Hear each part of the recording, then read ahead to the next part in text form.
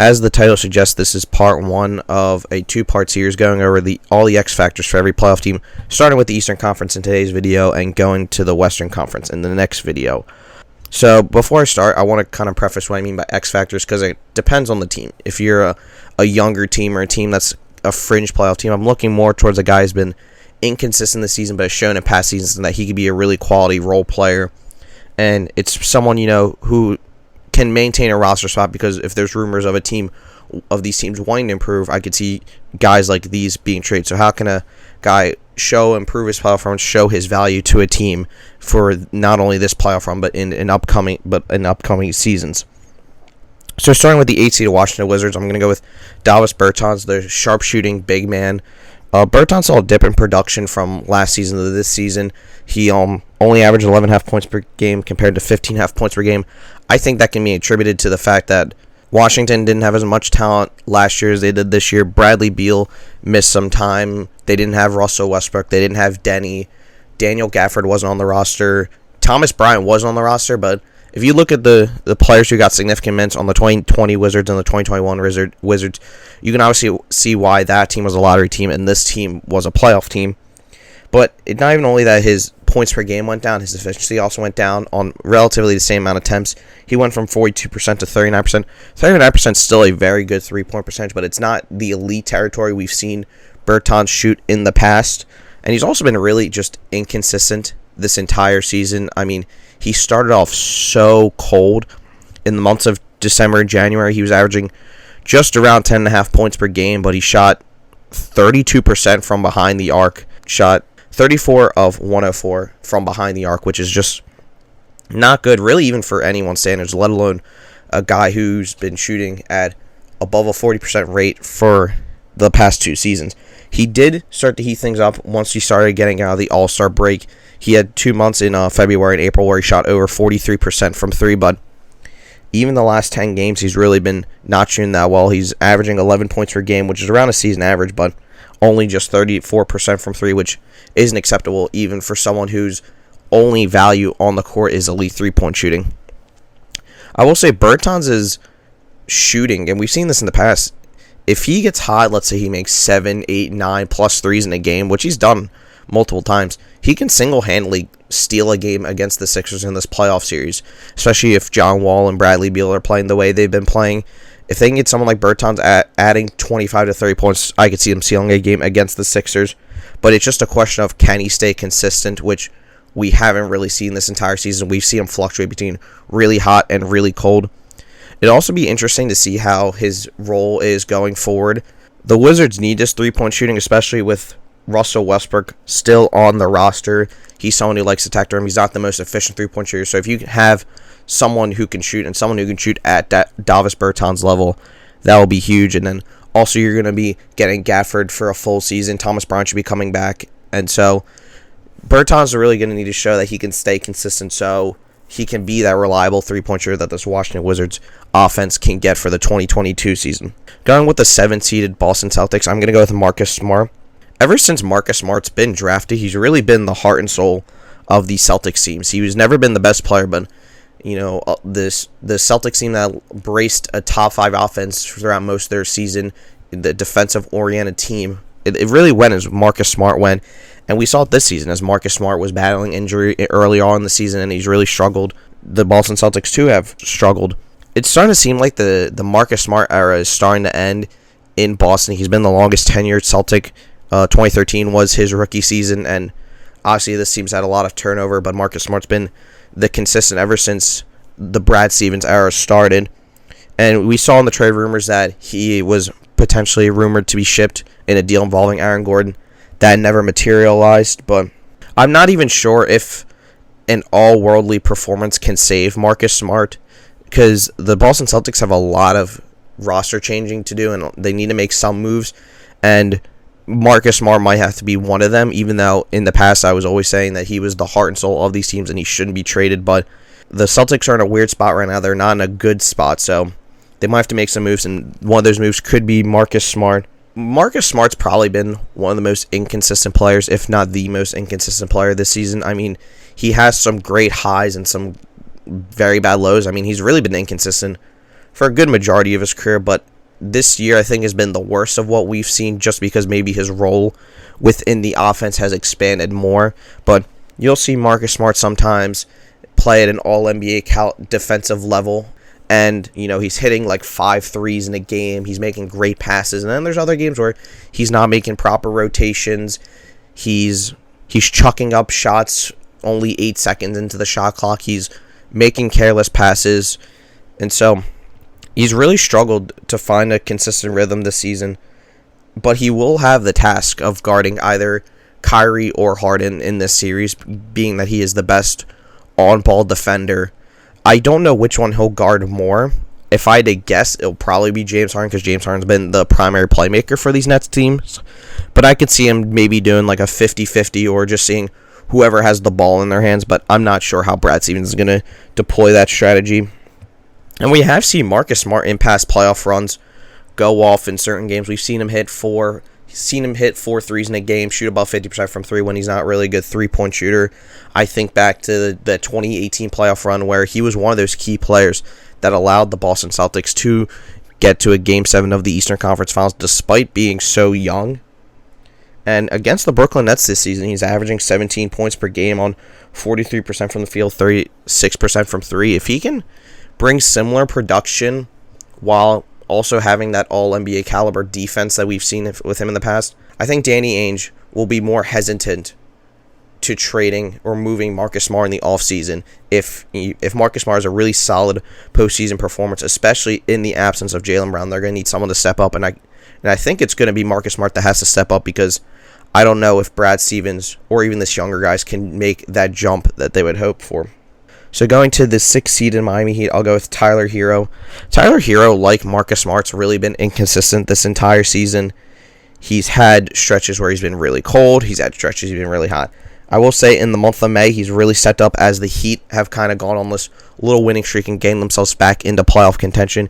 Averaged 16.5 points per game and 6 rebounds on 54 and 48 splits. He played amazing in a critical game against the Boston Celtics, which helped the Miami Heat clinch the 6th seed and avoid the play-in tournament. He had 24 points, a 24-point double-double, and that was allowed the Heat to get the 6th seed, avoid the play-in tournament, and get that extra rest, which this team desperately needs. And you never know what Tyler Herro you've been getting this entire season. You can get a Tyler Herro like this, or you can get the Tyler Herro who's averaging 7 points in a 5-game stretch on sub 30% shooting. You just never know. And they're going to need him more than they needed him last year, because with Goran Dragic suffering his numerous injuries from stemming back all the way from the playoffs, he really just hasn't looked the same. He's kind of off a step, and so they need someone to fill in that void as kind of the secondary ball handler and shot creator behind Jimmy Butler. So Tyler Herro's shown he can do it in the past. He had a great series against the Boston Celtics in the Eastern Conference Finals, and he showed some glimpses in the NBA Finals, but he's really going to need to step it up, because if Tyler Herro gets hot, Jimmy Butler plays the way he's been playing, and Bam Adebayo is playing well. If Tyler Herro plays to what we saw in the playoffs, or if he plays what we've seen in this last stretch, I think this could potentially swing the series in favor of the Miami Heat. But Tyler Herro actually wasn't, going back to the playoffs, Tyler Herro wasn't actually that great in the Bucks series. He averaged only 13 points per game on 37% shooting. He did shoot 52% from 3, which is kind of fascinating, but they're going to need him to be a bit better, especially with the loss of Goran Dragic, the loss of Jay Crowder. They're going to need someone to step up and fill in that role, not only someone who can just get hot off the bench, but be a shot creator and a playmate and a ball handler, which Tyler Herro can do, but he just can't do it consistently. He only does it in spurts. So going with the 5th seeded Atlanta Hawks, I'm going to go with Danilo Gallinari. Gallinari has been underwhelming as an offseason signing. The Hawks were trying to bring him in to add some wing depth, which they didn't have in the previous season, with DeAndre Hunter and Cam Reddish both being rookies, and Kevin Herter still trying to find his ways within the Hawks offense. So he's supposed to be this wing presence, this veteran presence who's played in multiple playoff series, give some veteran leadership to this Hawks team. And he was actually one of the favorites to win the 6th Man of the Year award race back before the season, if you can even remember, as he was coming off a great season with the Oklahoma City Thunder, but he really hasn't lived up to the hype or expectations that Hawks fans or even the Hawks management was looking for. He's dropped 5.5 points in production. You could cite that to his role diminishing on the team, and I will say he's had one of the smaller roles within his career. He's logged the second least minutes per game of his career, the least being his rookie season. So maybe he's not getting as big of a role, but still, I feel like he can do more as a player. He has gotten a bit better since the All-Star break. Like Davis Bertans, he was someone who really struggled to get going out of the gate, but once the All-Star break coming in, he's really kind of stepped up. He went from 11.5 points per game to 14.5 points per game, and going from 39-38 splits to 46 and 42 splits, which is something we're more used to with Danilo Gallinari on relatively the same volume. And he's really the only veteran presence. He's one of the few veteran presence on this Hawks team besides from Clint Capella and Lou Will. So they're really the Hawks are going to be looking to him as kind of guidance in this playoff series against the Knicks. So breaking down his role within the series against the Knicks, he only played the Knicks once this season, dropping 16 points and 5 rebounds, and actually getting to the line 7 times, which was one of the higher amounts he's gone to the line for this season. So not a huge sample size, but it was a solid performance nonetheless. I think his role within the series, I don't think he'll be much of a ball handler per se, because they have guys like Trae Young to do that. They have guys like DeAndre Hunter, Bogdanovich, who'll be more of the ball handlers. Gallinari will be someone who can be coming off of screens, maybe get a couple of touches in the post if he's going up against a guy like Reggie Bullock, who's a bit smaller. Defensively, I think you can get away with hiding him maybe on a Taj Gibson if he gets some minutes, Nerlens Noel, because they have guys like Hunter and Cam Reddish who are more athletic defenders, and Clint Capella has also been one of the best defenders in the league this season, along with John Collins. So they have guys you can kind of put in on the better Knicks players like Julius Randle, Derrick Rose, and you can hide Gallinari away. I don't know how much he'll play with Trae Young because of the fact that they're not good perimeter defenders, so maybe Gallinari's role won't be as huge, but I think if you can get some solid production off the bench, maybe play him 20 minutes a game, if he can come in and get you like 12 points on relatively good efficiency, provide that veteran presence, you really need a bucket. Just get to Gallo and have him do something. I think he'll be of value to this team. Going with the 4th seeded Knicks, I'm going to go with Nerlens Noel. Nerlens Noel this season is actually realizing his potential from 2013. He came into the league as this elite rim protector, this athletic big man who can run up and down the court, but he really has never actually actualized this potential. He had some moments in Philadelphia, but once Joel Embiid really started to come in, he kind of struggled to find his place. He had a good season there in Dallas, but this season he's really stepped up and improved defensively. He's filled in the void lost by Mitchell Robinson when he went down earlier in the season, and he's actually probably been better than Mitchell Robinson defensively. He's top 5 in a lot of major statistical categories: blocks per game, defensive blocks plus minus, defensive win shares, block percentage. So he's been a really solid rim protector. I don't think he'll make an all defensive selection just because of how good the center position is. I mean, you have Rudy Gobert, who's literally a lock, and then it'll be a fight between Miles Turner, Clint Capella, him, Joel Embiid, maybe for that second center spot. But nonetheless, he's had a great season, and he's really been the best defender on this Knicks team, which is among the best in the league. I believe they're top 3. And it's really to the credit of, if you really can point to any one guy, it has to be Nerlens Noel stepping up as a rim protector and get Tibbs getting Noel to actualize the talent and realize the talent he's always had. And he's going to have a tough matchup against Clint Capella, who, in my opinion, has been the second best player on this Hawks team this season. He is the best offensive rebounder. He led the league in offensive rebounds. So Nerlens Noel, who's not a great rebounder himself, is going to have to do a better job boxing out Clint Capella, preventing second chance opportunities. And also, he's going to have to play up on the screen game. We know Trae Young likes to get involved in the pick and roll. I could see them trying to get Nerlens Noel out of the paint. So he's going to have to play up on screens, potentially even switch on a couple of times on Trae Young. And if the Knicks beat the Hawks, which I think they will, he'll have a tougher matchup against Joel Embiid. No one can really stop Joel Embiid in this league. The last person to really do it was probably Marc Gasol back in 2019, but Nerlens Noel does have the benefit of at least knowing Joel Embiid. They were on the Sixers for 3 seasons, I believe. They overlapped, but the Joel Embiid he saw is nowhere near the player Joel Embiid is today. But maybe he could pick up on some tendencies he had back down in Philly. He'll have to play him down low. And Nerlens Noel has had a great season thus far. He's been one of the most underrated players and has really helped this Knicks team become one of the best defensive units in the league. And if he does a good enough job on Clint Capella, that could be the reason why they get to the second round. So going with the third seed of Milwaukee Bucks, I'm going to go with Giannis.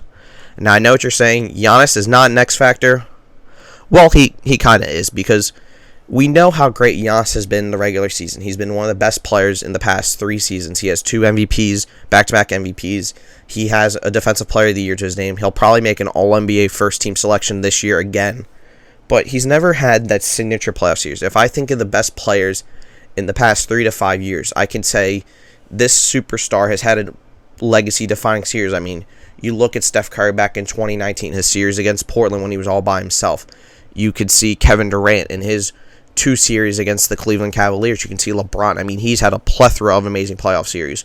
Kawhi Leonard's 2019 playoff run was amazing. So, if you look at Giannis, who is relatively in the same category as those guys, he hasn't had that legacy-defining playoff series, and he's really going to need that this year, especially with a matchup against the Miami Heat, who defeated them last year, and then he's going to have the task of going up against the Brooklyn Nets. The reason why I had him as the X factor is because, one, he hasn't had that legacy-defining series, but it seems like once the game slows down and teams can game playing against him and form this wall, as we've seen teams like the Raptors and the Heat do against him, he really just struggles. I mean, the one win the Bucks got against the Heat last year was when Giannis didn't play because he had that ankle injury. And it's actually interesting. I do have the Bucks favored. I think the Bucks should beat the Heat in this series just because the Heat have really been struggling. They've been dealing with injury issues, and the Bucks are better, especially with the addition of Drew Holiday. But Giannis probably played his worst basketball this season against the Milwaukee Bucks.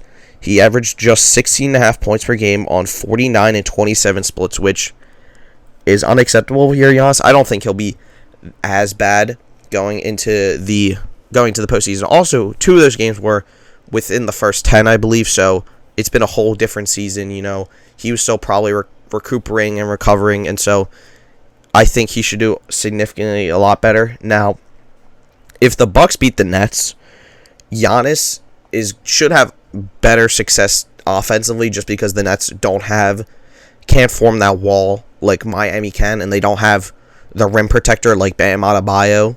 So he should have more success.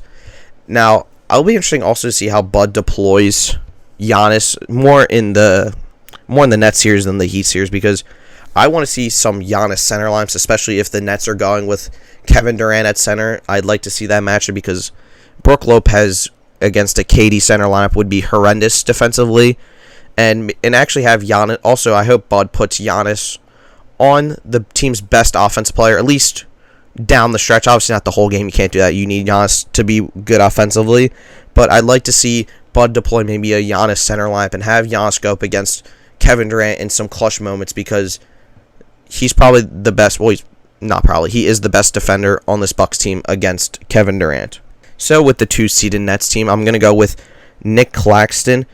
Now, if there's one criticism a lot of people have had against this Brooklyn Nets team is that their defense isn't good enough to win a championship. We know how great their offense is, one of the best units in NBA history, but their defense is statistically below average. They're 21 in points, opponents' points per game, and 23rd in defensive rating. And they didn't have a good defensive roster to begin with, and they kind of gutted that once they made the James Harden trade, trading away Jarrett Allen. But once Jarrett Allen left, Nic Claxton's kind of stepped up in that role to be the rim-running center who can, protect the rim, set screens, hustles. DeAndre Jordan hasn't been the defender he used to be back in LA, so they really needed someone to step in and fill that role as a rim protector. Nic Claxton's done that. I mean, he's averaging 5 boards and 1.5 blocks. Not stellar, but he is a much better alternative and allows the Nets to go with a more conventional lineup as they play a team like Philadelphia, like LA, and it runs an actual big man per se who is offensively skilled. You have someone like Nic Claxton who can at least try to contain one of these 2 guys And his impact won't be as felt in the Boston series because Boston is in a very similar situation, and that's defensively. They don't have a really good rim protector. Robert Williams, I think, is better than Nic Claxton at that, but I don't think he is significantly better, and he's not as much of a threat. So Nic Claxton's impact won't be felt in that series. He probably won't play as much minutes, but once you go against Milwaukee and you have to face Giannis, who Nic Claxton will have to be the rim protector in that series, he'll probably play some minutes against Brook Lopez. And once you go to Philly, if you get to Philly, and you have to face against Joel Embiid, who is the second best, if not the best center in the league, and then if you play the Lakers, you're gonna have to go up against Anthony Davis. So his impact will be felt later on down the series, and he's really blossomed into a solid rim protector, a hustle guy who sets good screens, gets rebounds, block shots, because they really need that. They really need that player with the loss of Jared Allen and DeAndre Jordan regressing as much as he has. So we know the offense is there for the Brooklyn Nets. It's just a matter of, can they get at least a competent enough unit to the point where they're not giving up 150 points in a regulation game. For the 1 seed of Philadelphia 76ers, I'm going to go with Ben Simmons. It's no secret that this Sixers team will go as far as Ben Simmons goes offensively. We know of his hesitation to shoot. He has a good enough form at least, but he just isn't willing to take them. He's probably taken less than 15 career threes, but it's not even the hesitation to shoot that's more concerning to me. It is his lack of aggression in general. In the months of April and May, he's averaging under 11.5 points per game. He's really just not attacking the rim like he used to earlier this season or even in past seasons. He's really struggled to shoot in the paint as well. He's shooting just 42% from 3 to 10 feet, and that's just unacceptable if you're someone of Ben Simmons' size and stature. And with Ben Simmons' size and stature, he really should be like a Zion or a Giannis type of scorer. I wouldn't say he would average 27 to 30 points per game because Joel Embiid is on this roster, but Ben Simmons should be averaging in the range of 22 to 24 points per game on insane efficiency just because of how big, how strong, how fast he is. But for some reason, he just doesn't have that scorer's mentality. He doesn't attack the rim like Zion or Giannis, and he's really going to need to do that because teams are going to double Joel Embiid. They're going to double off a Ben Simmons guy. Tobias Harris might have an off night, so you need to take, if a team is doubling off of you to double Joel Embiid, you're going to need to catch the ball and just attack the rim, use your size and strength, and just get layups or get to the foul line, which he also struggles to do. It's also interesting to note his playmaking has really regressed too in the past couple of months. Ben Simmons is known as one of the best passers in the league, and he's only averaging 5.5 assists in that same stretch between April and May. His stat line is actually horrendous for the all-star caliber player he should be. So he's averaging 7 assists per game, which is a career low, and he's averaging just 5.5 in the months of April and May. And I would assume that 7 number has really been impacted by those 5.5 assist numbers. I wish I had the number offhand of what he averaged before, but I don't. Sorry for that. He's just been very passive for these past couple of months, and this is not something you should be looking for. This isn't a good sign going into the playoffs that your second best or third best player has just been playing so passive that it's affected nearly all aspects of his game. He's been really inefficient. The Sixers are really going to need him to step up offensively if they have any shot of beating this Brooklyn Nets team. We know what he can do defensively. He can guard 1 to 5. He is one of the best on-ball defenders in the league. But offensively, he just needs to get everything together, be more aggressive. I wouldn't even say he needs to shoot. He just needs to be aggressive attacking the rim and not be afraid of shooting free throws or missing layups, and he needs to shoot layups better. So those are my X factors for the Eastern Conference. I'll go over the list one more time. For the 8th seeded Washington Wizards is Davis Bertans. For the 7th seeded Boston Celtics is Marcus Smart. For the 6th seeded Miami Heat is Tyler Herro. For the 5th seed Atlanta Hawks is Danilo Gallinari. For the 4th seeded New York Knicks is Nerlens Noel. For the 3 seeded Bucks is Giannis Antetokounmpo. For the 2 seeded Nets is Nic Claxton. And for the 1 seeded Sixers, it is Ben Simmons. That'll do it for this video. I'll have the Western Conference X Factors for my next video, and I'm out. Peace.